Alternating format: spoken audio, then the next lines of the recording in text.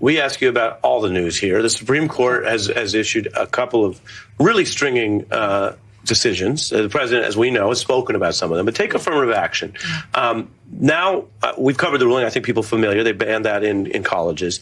Reuters has a report that you're discussing executive action on something that could be done. One, is this White House going to do something in response to the ruling? And if so, what? So I don't have anything to preview for you at this time, Ari, but what I can say is... I'll interrupt to make a quick joke. Now I feel like I'm at the White House I know, the briefing room. I don't have anything to preview. In the briefing room? You're in the briefing room? Well, I don't have anything on that. I know, but we want something. But here's the answer, I mean. Here's what I will say more broadly, and this is really, really important, and I know the American people are really tracking this as they should be. Dobbs decision, that was something that was decided on a year ago, really took away the freedoms from women. I think about abortion, I think about reproductive rights, and that was unprecedented. Now you fast forward to what we saw last week, affirmative action, again, taking away important constitutional rights that have been in place for a long time. Let's not forget the president when he was a senator, he was the chair of the Judiciary Committee. He is an expert on this. He understands how this works. A lot of these unprecedented decisions that this SCOTUS has made, they have been held up in the past by Republicans, by Democrats, right? And so there's so much changes that have happened in the past year, and it is unheard of. It is really wrong what we've seen. So the president has done. Well, let me ask you this: what about alumni preferences? We've seen some civil rights groups. We had one on the show this week say, "Well, okay, if you're taking all this off the table, don't tell me it's an even playing field, because they grandfather in the racism of past generations." Does this administration have a position against alumni preferences? So what I can say at the moment for now is one of the things, because as I mentioned, the president takes this very seriously. He's an expert at this when it comes to judges and getting judges through.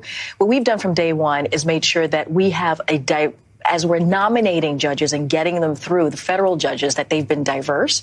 We've done about 136 federal judges who are diverse and represent this country, and that is also important. So we're going to keep that afoot, make sure that we continue to focus on that.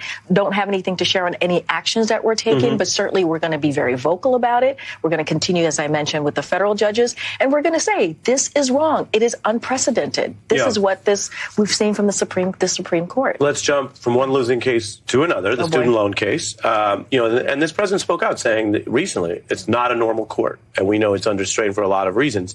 But I did want to hear something from, say, Brookings was looking at the Biden plan. A lot of student borrowers welcomed it, but now it's, of course, been paused. And it says, well, Biden should target student loan debt forgiveness in a different way. The one-off debt forgiveness isn't equitable because student debt's then mostly owed by the higher income borrowers. A targeted gradual approach to debt forgiveness could be better.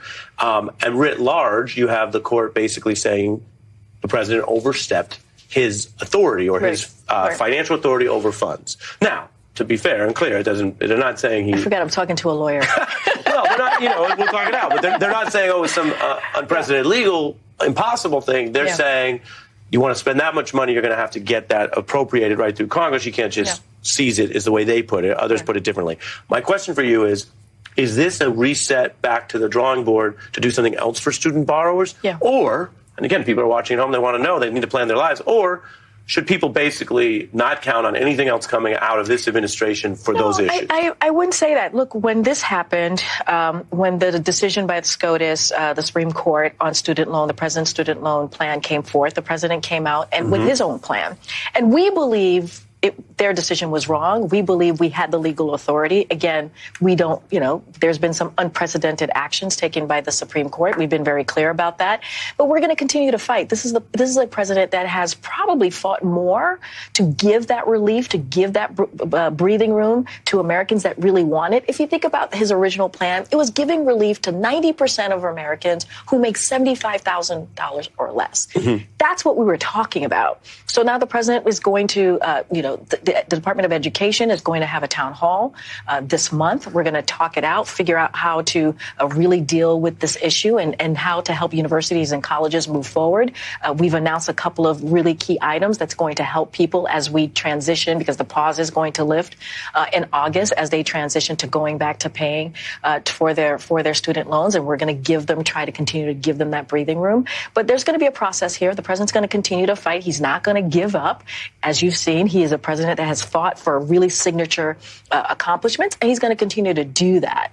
And it's unfortunate. It's unfortunate that Republicans block this and continue to block this and make it difficult. Again, 90% of Americans who are going to get this part of this President's Student Relief Plan made $75,000 or less. Yeah.